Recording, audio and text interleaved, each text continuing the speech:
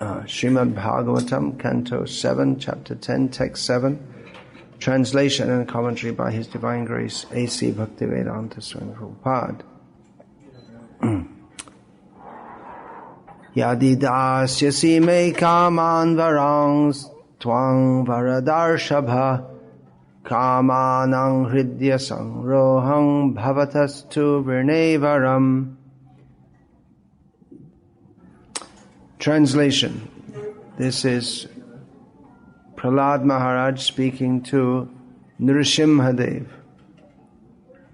O my Lord, best of the givers of benediction, if you at all want to bestow a desirable benediction upon me, then I pray from your Lordship that within the core of my heart there be no material desires. Purport. Lord Sri Chaitanya Mahaprabhu taught us how to pray for benedictions from the Lord. He said, Na dhanam na janam na sundarim kavitang va jagadisha kamaye mama janmani janmanishvare bhavatad bhaktira haituki tvai. O my Lord, I do not want from you any amount of wealth, nor... What happened? How do I get it back? Nor followers, nor money. I only desire. That's transparent. For these are all materialistic desires. But if I have to ask you for any benediction, I pray that in whatever form of life I may take my birth, under any circumstances, I will not be bereft of your transcendental devotional service. Unquote. Devotees are always on the positive platform in contrast to the Mayavadis who want to make everything impersonal or void. One cannot remain void, shunyavadi, rather one must possess something. Therefore the devotee on the positive side wants to possess something, and this possession is very nicely described by Prahlad Maharaj, who says, if I must take some benediction from you, I pray that within the core of my heart there may be no material desires.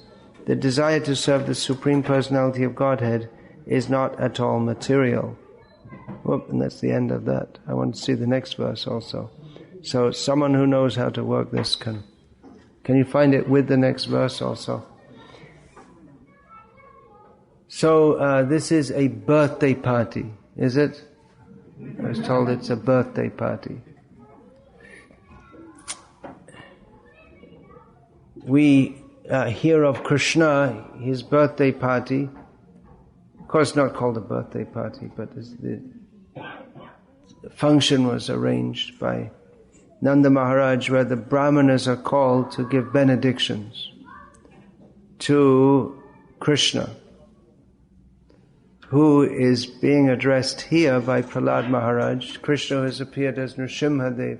He's being addressed as Varadarshabha, the bester of givers of benedictions. Krishna gives benedictions, but Nanda Maharaj, in his pure love for Krishna, considered that Krishna needed the Brahmanas to give him benedictions. And Krishna also thinks like that. So it becomes a little complex. Who's giving the benediction? Krishna, he's asking for benedictions from the Brahmanas, and the Brahmanas, they're asking for benedictions from him. Actually, Krishna is properly addressed as Varadarshabha, the best of givers of benedictions. We have... Sound is okay? You can hear it sitting at the front, but it seems that we lost it. Yeah? Okay. So, the ceremony is performed. The birthday ceremony, not in the same way as a birthday party is conceived of in the Western world, where it's thought that the child is indulged by offering extra sense gratification, and a lot of attention is given to the child on that day. But the Vedic concept is that we should invoke blessings upon the child on this day, and he should learn to give charity to the brahmanas and to respect the brahmanas. So, by the logic of where there is no forest, a castor plant is taken as a tree. I'm supposed to be a brahmana here and giving benedictions. So what benediction should we invoke upon the child? Often pious Hindus come to me and ask for blessings for their children. Then I ask, what blessings do you want? And usually they're a bit bewildered, and then they think about it and they say, well, for passing exams. And I say, well, I can't give that because I wasn't good in studies at school myself. So you're asking the wrong person. Or they think a little bit and then they say, well, so you can be a pure devotee. So what are the preconditions for being a pure devotee? Now I lost the previous verse. Anyway, that Prahlad Maharaj says that there may be no material desires in the core of my heart. So sometimes we have this idea that we'll be pure devotees and have a little sense gratification on the side, but not much, just a little. In the next verse, Prahlad Maharaj describes the effect of the material desires that he wishes to be free from. He's praying to Nrsimhadev to be free from. Praying to Nrsimhadev as the best of givers of benedictions. So there are different people we can go to for benedictions. We can ask different demigods, give me this, give me that. But the best of the givers of benedictions will give the best benediction. Is there such a word in English? There is in Prabhupada's books. Benediction. He will give the best vara. Vara means, benediction. Boon. He will give the best thing. So if we ask for the best thing, what should that be? Just like Sanatana Goswami.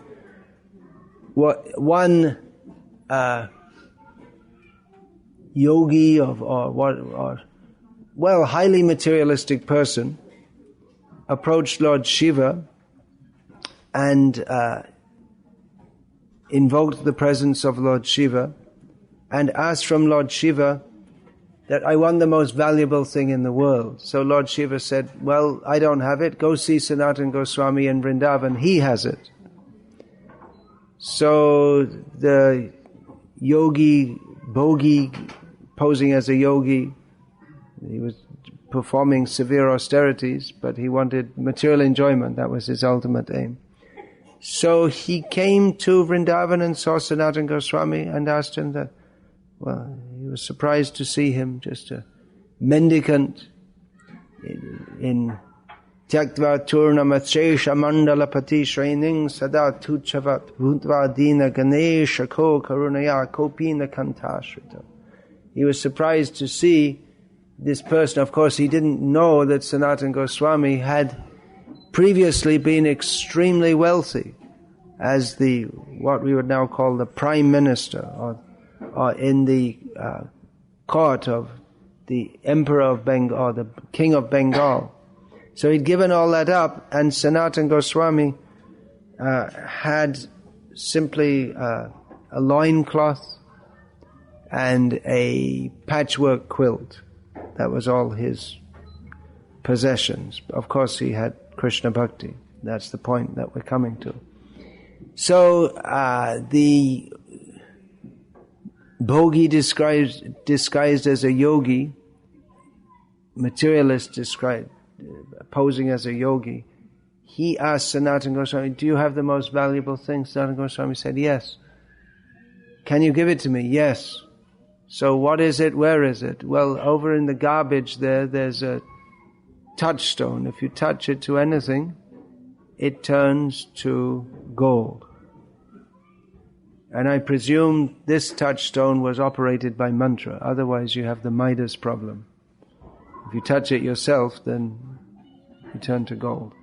Anyway, that's a detail. So the man happily went and found the touchstone. And then he thought, wait a minute, what's going on here? If this is the most valuable thing, and Sanatana Goswami himself is living what appears to be a very poverty-stricken life, dressed in a niggardly cloth, then he must have something more valuable. Why has he thrown this away? So then he went back to Sanatana Goswami and said, is this really the most valuable thing? He thought a little bit. Why should he throw it out? Sanatana Goswami said, well, I do have something more valuable. Can you give it to me? Yes. But there's one condition. First you have to throw this back in the garbage and never desire it again. So the yogi of sorts thought, yeah, okay, all right. If there's something more valuable, let me get it. So he threw it out, and Sanatana Goswami said, yes, you come chant with me. Chant Hare Krishna. That's the most valuable thing. We have also the case of Gaur Kishore Das Babaji Maharaj, most renounced. Vairagya Murti. Namo Gaura Kishoraya. Sakshat Vairagya Murti. He's directly the very personification of renunciation.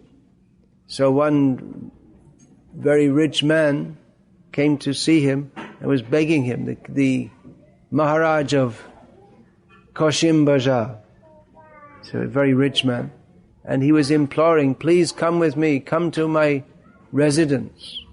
You please come and be with me and bless me. Gaur Kishore, he would live where? On the bank of the Ganga, underneath the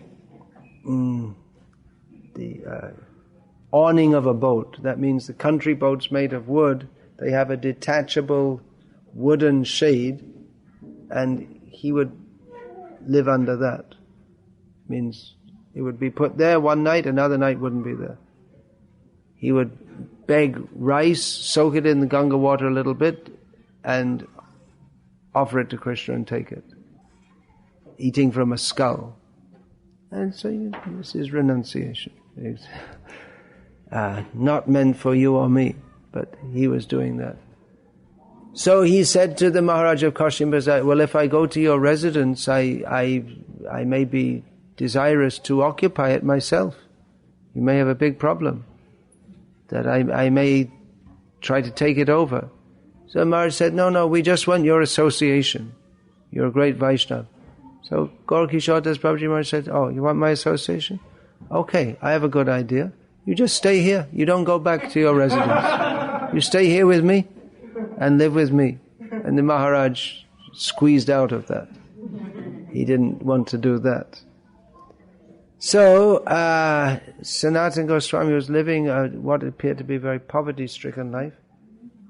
And the yogi, he thought that he has something more valuable. I have to, well, all right, I'll do what he says and I'll get it.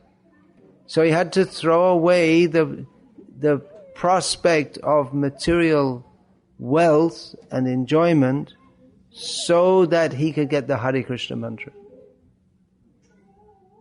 Why we have to, if we want the best boon, we have to give up everything else that we might think of as being valuable in this world is described further by Prahlad Maharaj in the next verse. Indriyani manah prana atma dharmo dhritir matihi hri shri teja smriti satyam yasya nashyanti janmana. So he prays to Nrsimha, O my Lord, because of lusty desires from the very beginnings of one's birth, the functions of one's senses, mind, life, body, religion, patience, intelligence, shyness, opulence, strength, memory, and truthfulness are vanquished. The material desires are so dangerous. Everything that is truly desirable is destroyed by material desires. There cannot actually be bhakti, which is the real wealth, or that which is actually desirable, that for every living being, as long as we have material desires. Everything is, if we have material desires, then we can't properly, here it's that means desires for enjoyment through the senses, then we cannot develop spiritual consciousness, we cannot properly practice dharma, we cannot have firm determination, we cannot have clear intelligence, we cannot have the quality of shyness or meekness, we cannot have opulence. It means we may have, but that will be chanchala, that will be that will not stay. We cannot have vigor and strength. We cannot have proper memory. We cannot have truth. All these are destroyed by material desires. So the best benediction, if anyone wants a benediction, we may ask, well, bless my child to be a pure devotee. Some devotee parents, they generally ask like that. But then you have to train them to be free from material desires, which means you also have to set the example. That is the duty of parents. Guru na sasyat, swajano na sasyat, pita na sasyat, janani na sasyat. Daiving na sasyan na patischa sasyan, namochi adya samupeta mrityam. Srila Prabhupada often quoted this verse, don't be a parent unless you can liberate your children from birth and death. Parent, guru, father, mother, husband, don't accept respect from anyone, don't have any relationship with anyone, don't accept responsibility for anyone unless you can liberate them unless guide them on the path by which we can get free from birth and death. So, such a serious responsibility. In the modern age in America, it's accepted that if the parents have any duty, if that word is that word still current? Duty? Yeah, they have duty to your country. Yeah, some idea of duty. Not much. In social life, it's not there. But the conception of duty, what is the duty of a parent? To provide sense gratification for the children. Just the opposite, that killing them. Killing their opportunity, even what to speak of higher consciousness, Krishna consciousness, getting free from birth and death. They cannot even be proper human beings. If children are trained it's training also, to not give them training is also a kind of training. It's a kind of inculturation that we're just supposed to, that life is just meant for wanton sense enjoyment. That's also a kind of training. By not training, that's also a kind of training. Because the children naturally take the example from their parents. They naturally tend to follow that. Or they may rebel at some point. But the training they get is, in the early life, is very influential. So either they get, directly or indirectly, they see from the example of their parents that we are meant for enjoying. Life is meant...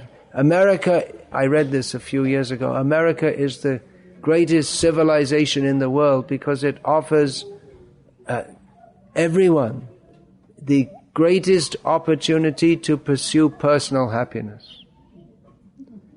That was the conclusion.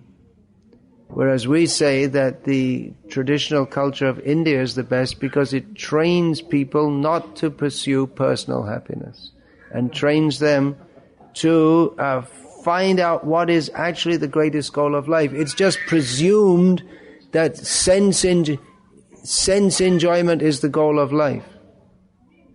It's presumed. And America's advanced because we made so many facilities for sense enjoyment. But Shastra teaches us, ahara nidra bhaya maitunam cha samanam etat pashubhya naranam, that humans and animals both pursue sense enjoyment by eating, sleeping, fighting, sexual intercourse, and not just sexual intercourse. I mean, it's not just the act, but all these fancy cars. Why do you need such a fancy looking car? Why do you need a $20,000 car when you only drive to work? You could get by on a... Why? It's all to impress. And even this whole thing of prestige, I have to live in a prestigious area, I have to send my kids to the best school. It's all derived from this sexual desire. Show myself better than others. So, what's then? The animals, they're also interested. They don't have any platform beyond sensual desire. Then what's the difference? What makes a human? Dharmo hitesham adhiko vishesham. The special prerogative of human life is the ability to follow dharma. And actually beyond that also, atato brahma jignasa. To inquire, why are we in this mess anyway? Why are we suffering birth, death, old age and disease? What is the actual principle of existence? This inquiry is possible to make in human life. So, dharmena hina pashubhya naranam. A human being devoid of this is not a human being, is a dvipadda pashu, two-legged animal.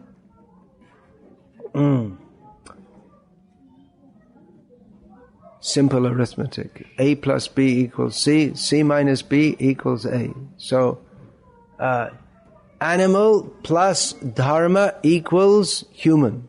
And human minus dharma equals, any PhDs here can work that out. You can all understand. So,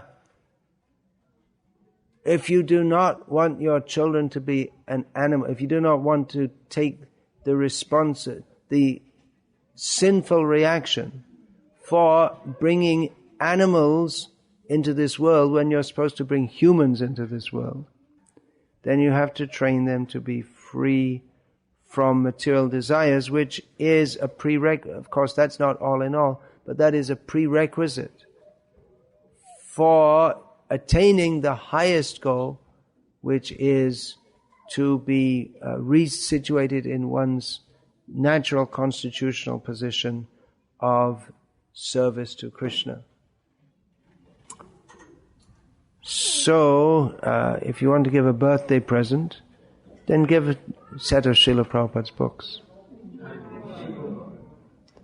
And if you really care for your children, which I hope you do, then read the books with them. Give them this education. Prahlad Maharaj is praying to Nrsimhadev, you are the best of givers of benedictions. So Srila Prabhupada was the best well-wisher of human society because he gave this knowledge.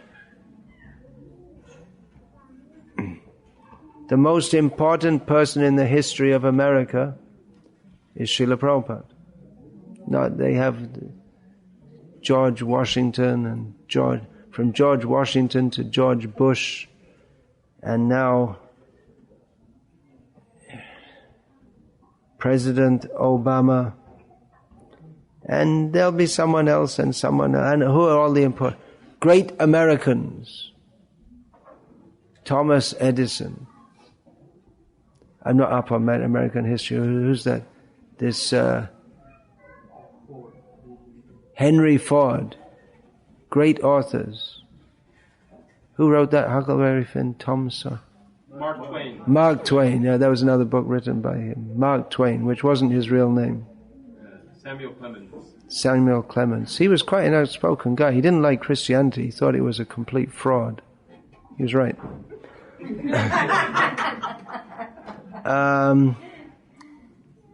Anyway, there are so many.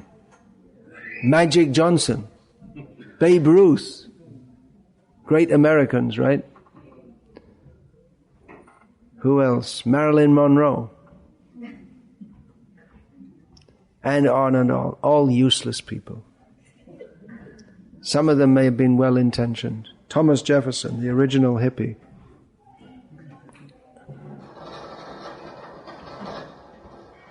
All useless, because they purport to offer something to human society, but they don't know what to offer. Even you may say religious, but religion, here it's stated, America was founded, the original idea of this modern America was founded on freedom of religion. Of course, the native Indians, as they called them, they weren't free to pursue their original religion.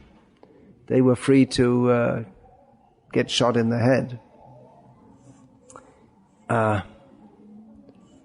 But even if one is superficially religious, according to Prahlad Maharaj's statement here, which we accept as a fact, it is a fact, that if one is cultivating material desires, then that religion it's spoiled. The actual essence is lost. Because religion means, ultimately religion, dharma. Dharma means one's constitutional position. That means to be situated in service to Krishna, which means that to be free from material desires. Atendriya priti vancha tare bale kam, Krishnendriya priti ichha dhare premanam. If you all like to learn verses, learn this one. This is practically the most important that we could learn, the essence.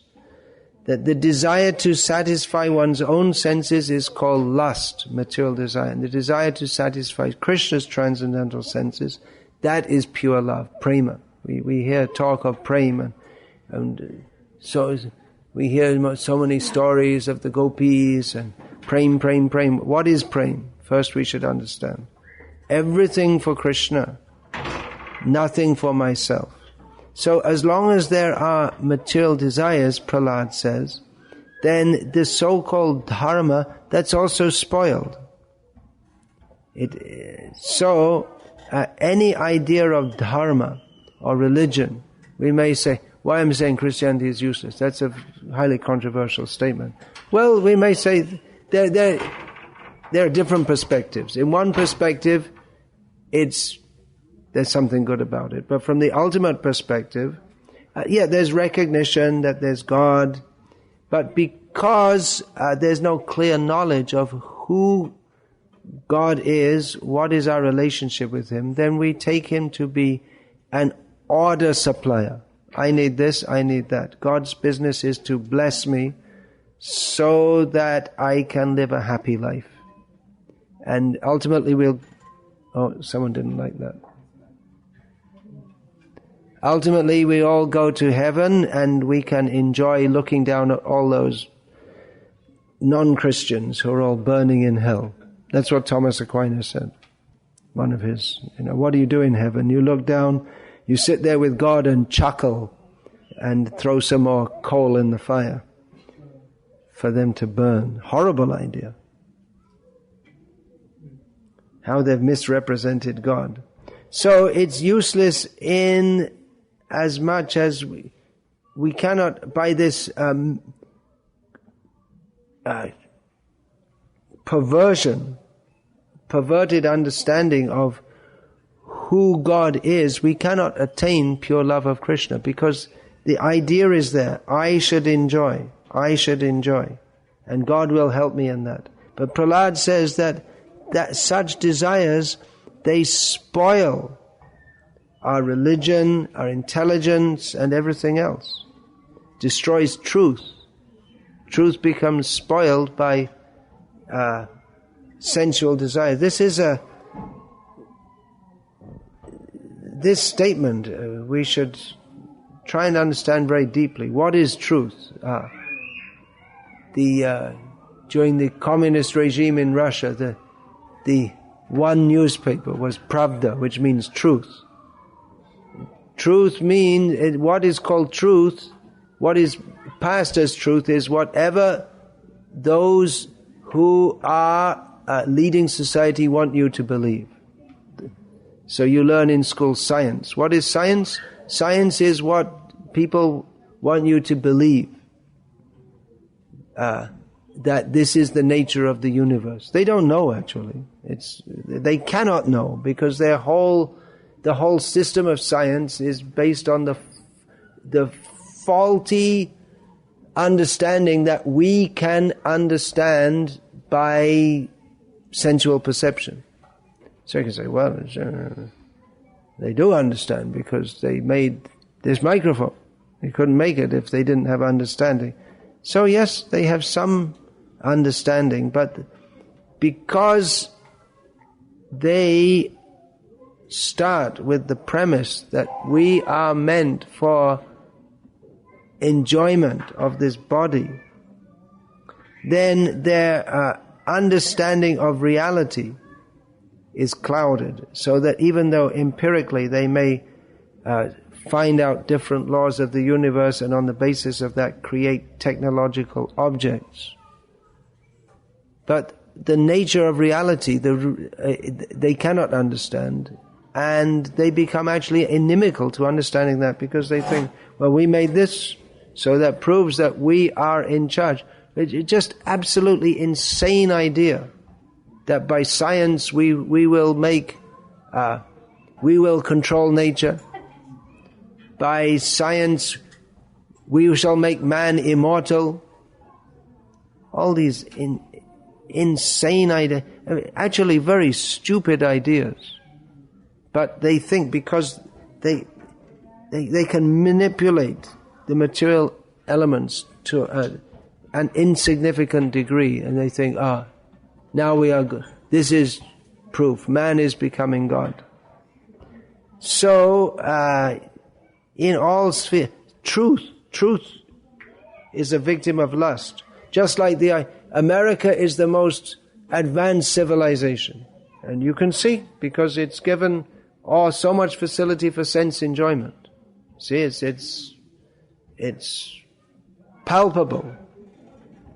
You don't have such facilities anywhere else. So that proves America's the best. But this is just avoiding or blind to the fact. Janma mrityu jara vyadhi dukkha doshanu darshanam. What we should see all the time, we don't see at all. That the miseries of birth, death, old age, this is reality. Birth, death, old age and disease is as rife in America as it is in Laos or Cambodia or any other country which you think is not very advanced. It's the same. The death rate is the same here in America as everywhere else in the world. And there's nothing you can do about it. So what is your knowledge of the actual nature of reality? No one's even asking. Or maybe some people start in some college giving some philosophy course, but it's just a course. They're not actually serious to understand what is the nature of reality. If one is pursuing sense gratification, he cannot think, what is the purpose of life? Why am I suffering in this world? How can we get free from that suffering? If I want to be happy, why am I forced to die? Such questions you cannot even ask. That's why asking for benedictions, Prahlad says, first of all, please free me from these lusty desires which just spoil everything, our whole outlook. We can't even come to Krishna consciousness. You say, well, there are so many devotees in Krishna consciousness, and there are also they have their sense enjoyment also, but you cannot actually be in Krishna consciousness. And our understanding of Krishna consciousness becomes clouded, because as long as we're cultivating desires for material enjoyment, then we cannot understand Krishna. We cannot give ourselves to Krishna. That is the meaning of Krishna consciousness, to give ourselves fully to Krishna. But if we have other desires, then that will pollute our whole intelligence. So becoming Krishna conscious, it's not such an easy thing. And as I was saying this morning also, it's not that, well, the rules are different for grihastas. It's the same for Krishna consciousness means the pure state of the soul. So it's not that if one's a grihasta, you can be pure with material desires.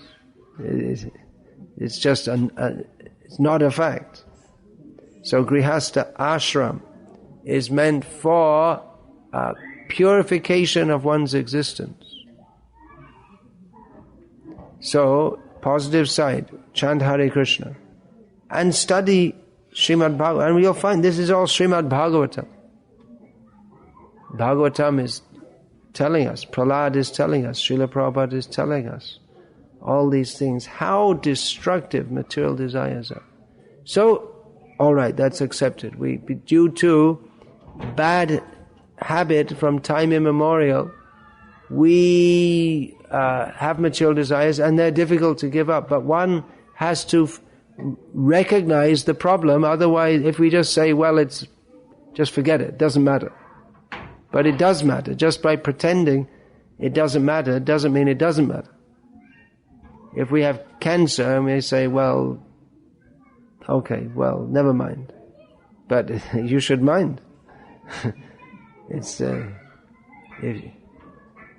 So we have the disease of material desire. We should address that and try to how to overcome? Well, we have to live a regulated life.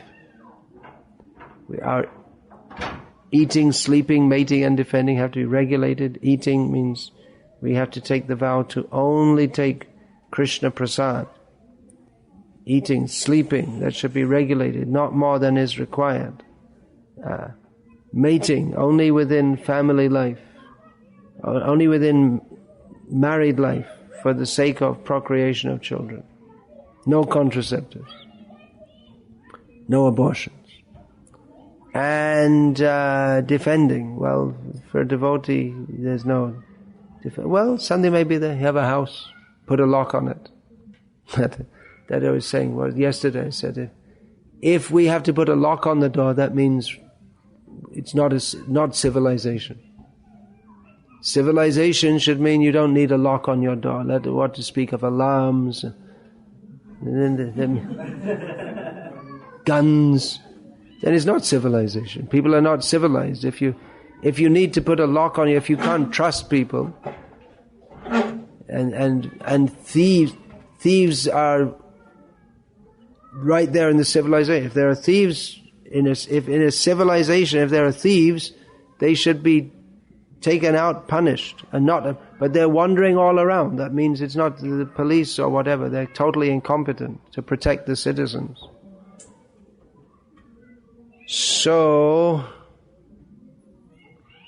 yeah, the best benediction. If we should pray.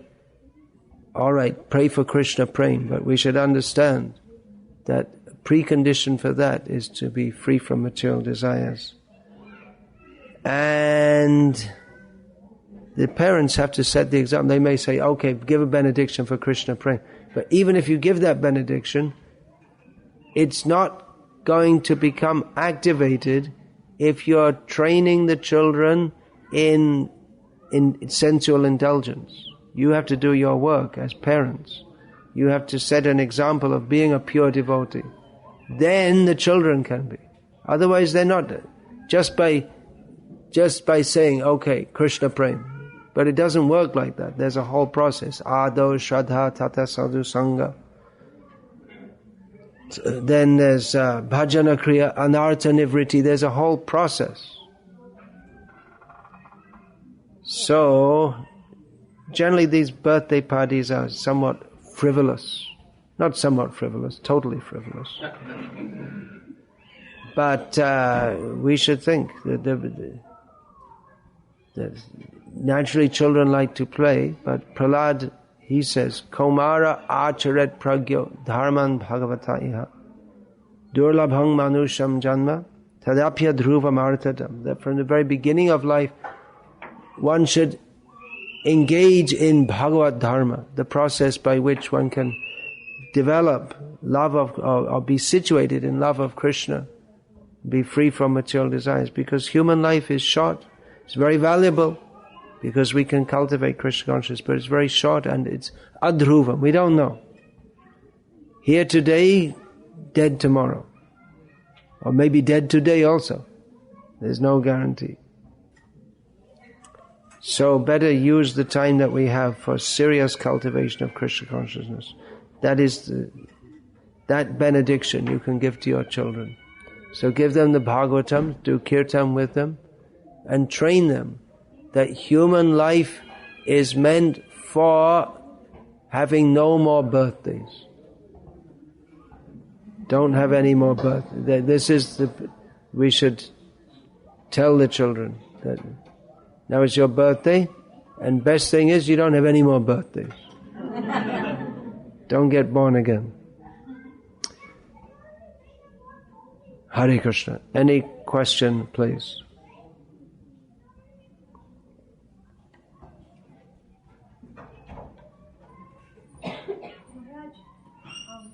When it comes to children like people are of different types. Children like people. They are people. They're little people. Yeah. They're of different types. Yeah, they're basically three categories. You know what they are? Sattvic, Rajasic, Tamasic. Although children, there are the three categories of humans, three broad categories. Children, they are generally Tamasic at the beginning, because Janmana Jayate Shudra. At birth, a child, they have the nature of a Shudra, which means they have no discrimination. Shochati iti Shudra. They just lament. They desire and lament. But sanskarat bhavet dvija. By sanskara, by reformatory processes, they are known as twice born. Then Veda patet bhavet vipra. Then they have to study Shastra.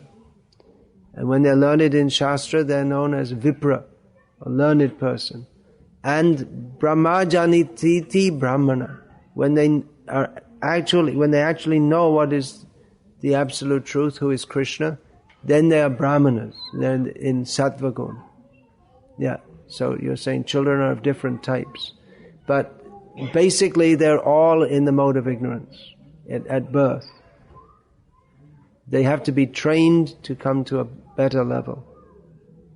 Yeah. At what point do we stop we have a saying, push comes to shove. And it's not going to get them where we want them to go. How far does patience versus, is it good to show them the way and allow them? Practice how to train the children, practice and precept, both. You set the example, and you have to tell them, and you should do this. Discipline is required. We do enforce. Discipline is required.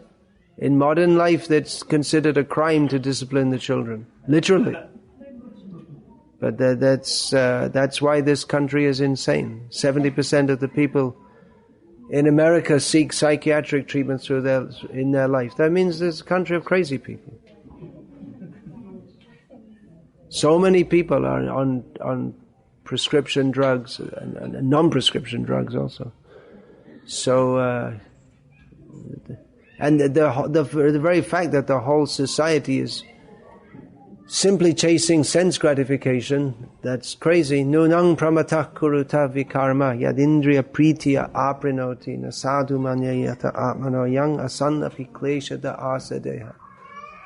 Rishabh Dev says, who's the Supreme Personality of Godhead, says that persons who are simply interested in sense enjoyment, they are insane, because they perform activities which cause them to take more material bodies, which is the cause of suffering. So, discipline is required.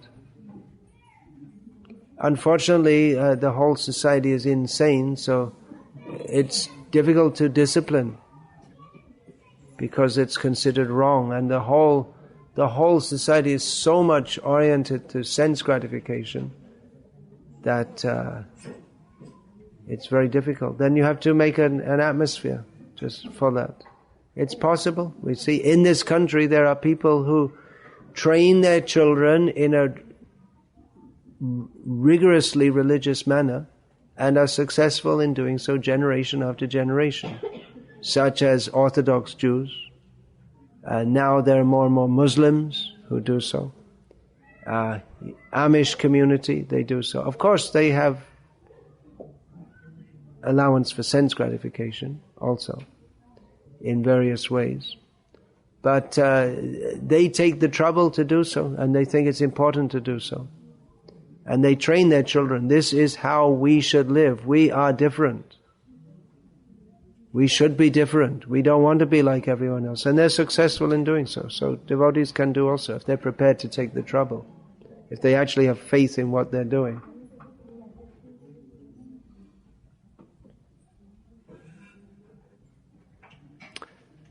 Hare Krishna. So, on with the frivolity. Is it? Blowing the candles and all this kind of thing.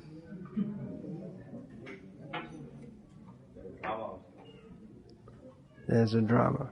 Okay. Dramas are very good. Because if you say drama, then you're saying Rama.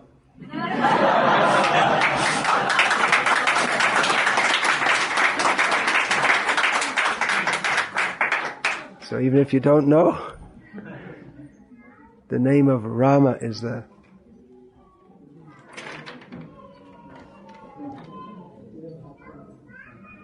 If you want to start a business, make a Laundarama.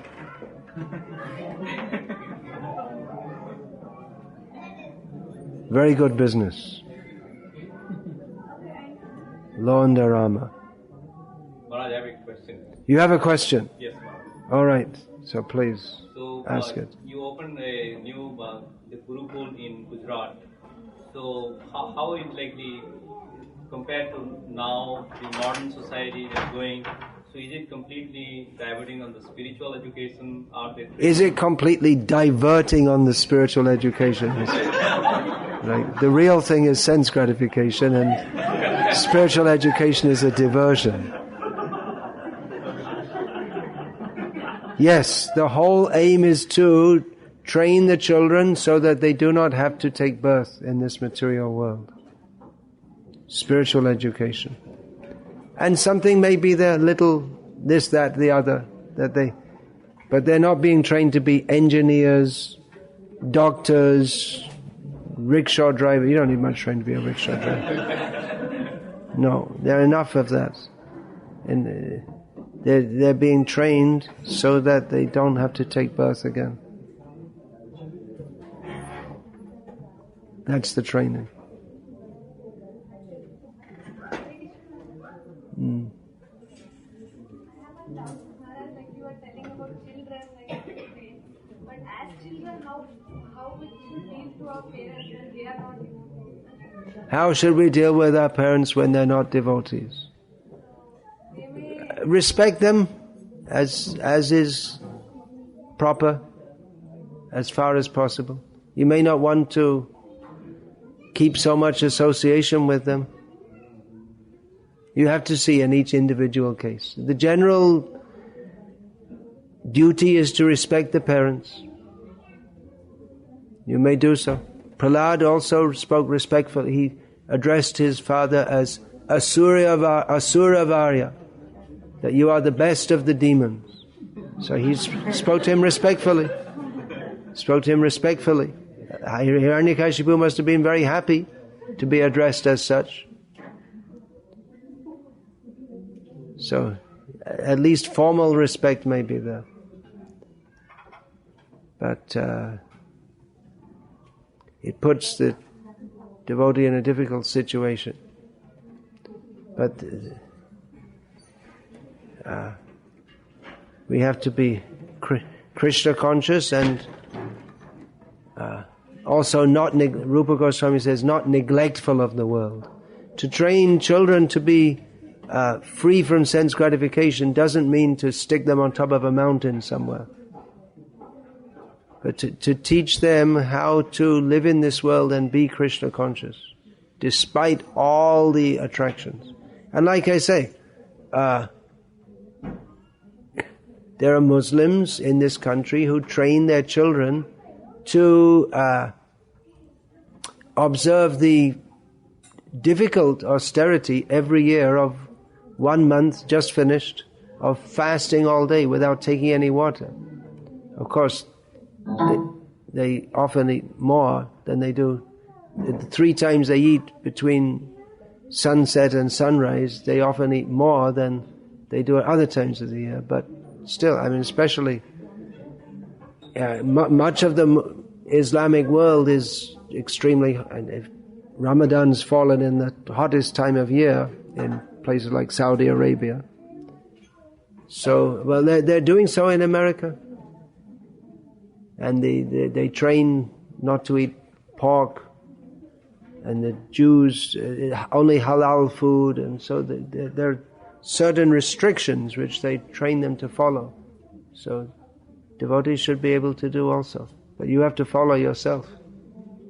But Maharaj, there is always fear, like when we do not, when parents are little unhappy with us, then there is also fear that our children may not listen to us, they may not. The fear that children may not listen to you. You have to do your duty.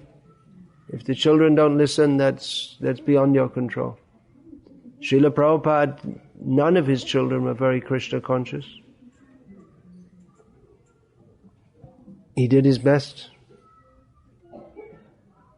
What a father, but they didn't recognize.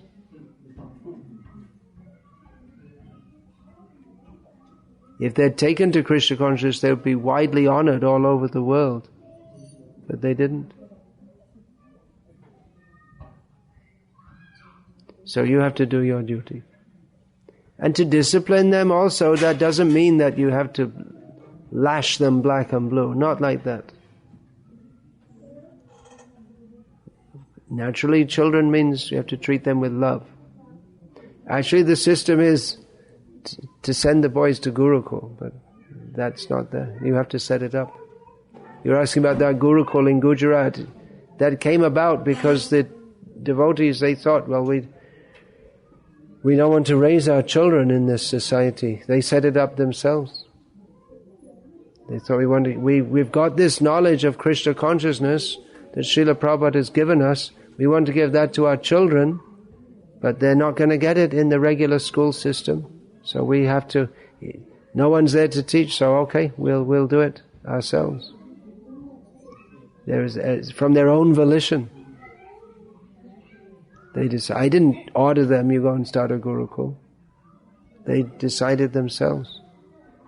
We have to do it. We may not be the most expert, but anyway, the books are there, we'll read it to them and live with it. So, and they're actually very happy. The devotees also, having given up their good jobs, prestigious jobs, and living very simply, and they're very happy. It's clearly visible in their faces. So. And subsequent to that, Maharaj, like here Gurukul is not possible as I am doing homeschooling for my kids. And we are trying to little bit preach and encourage devotees, but nobody is interested to. Well, you do what? Yeah, well, you do what you can. You can't dictate to others. That's all. It gives more association when more people come and yeah. That's all. Yeah, that's true. Like I'm just speaking like this, and then some people, they're interested and they take it up, and they can give the better benefit to their children by doing so. And I know when I say all these things, and most who listen will think, okay, that was thank you for the wonderful class, Maharaj. That's the standard line after every class. But someone may hear. We don't expect everyone. There are many options within the Krishna conscious movement. You can choose what you can choose, but you get a different result from different kinds of activities.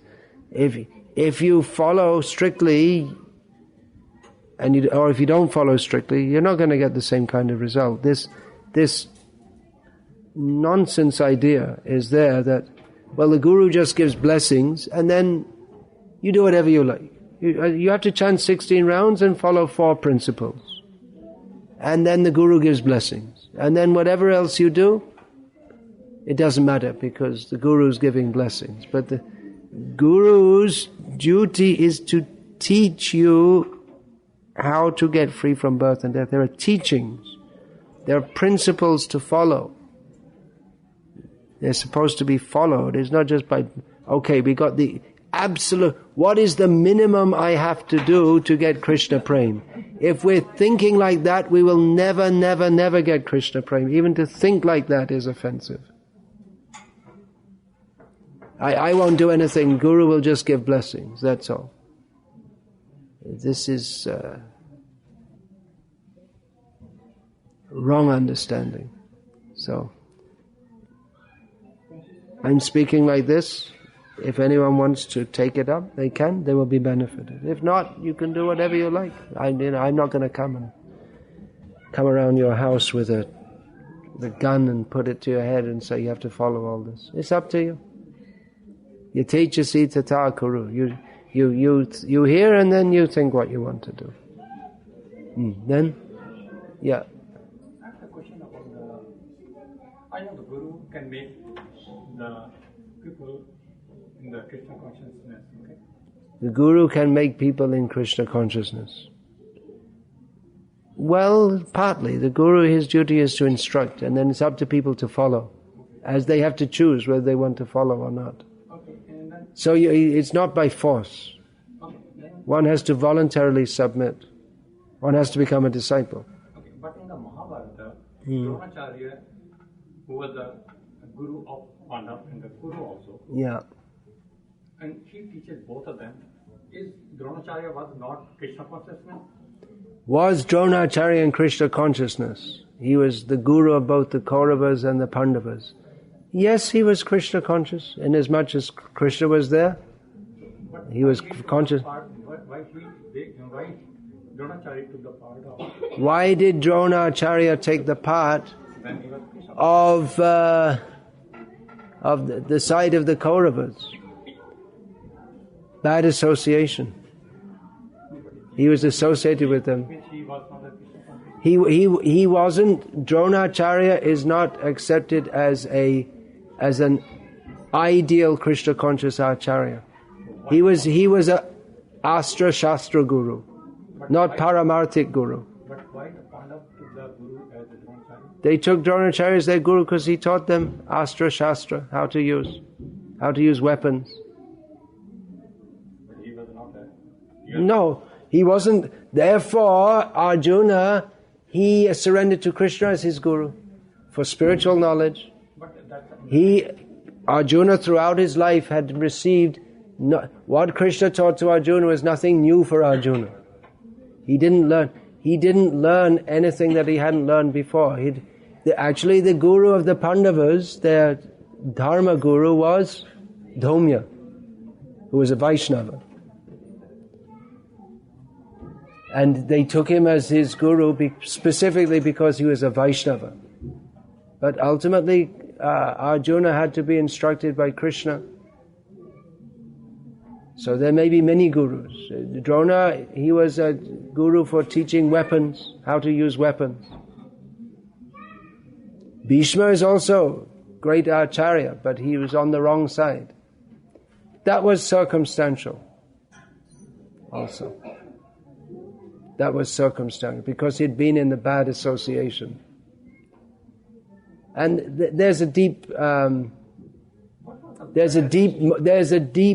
understanding behind that Bhishma was actually a devotee of Krishna in Viraras. That means in fighting mode. Some devotees of Krishna, they like to fight with Krishna. but it's like a friendly fight, and that gives pleasure to Krishna also. So, in Krishna Leela, we have to, often we can't just take it superficially. Just like Krishna bows down before Nanda and Yashoda. Does that mean anyone's superior to Krishna? In one sense, yes.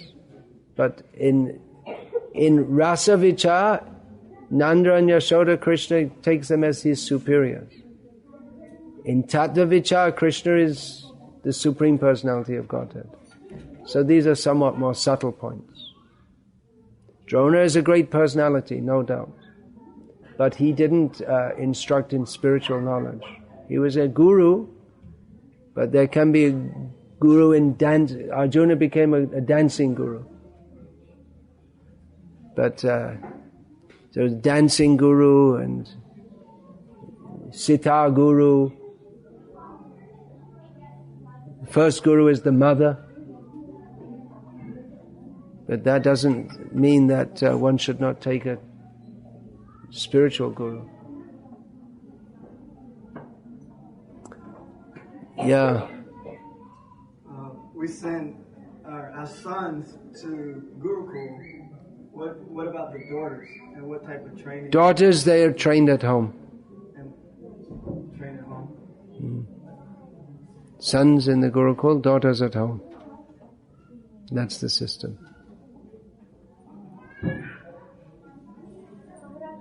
Who was Kripacharya? What was his role as in the Pandavas as a guru? Guru, he was respected as guru. Every Brahmana is a guru. He's also Brahmana by caste. Although he was, like Drona, acting as a Kshatriya. It's all quite complex actually, because Kripa was also, he was one of the few survivors of the battle. And after the battle also, the Pandavas, they respected him as much as they did even before the battle. Even he assisted Ashvatthama in his... And Kritavarma also.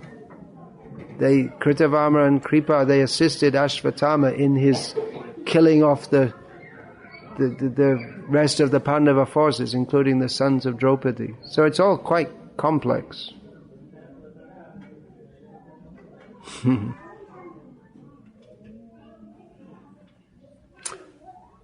Hare Krishna.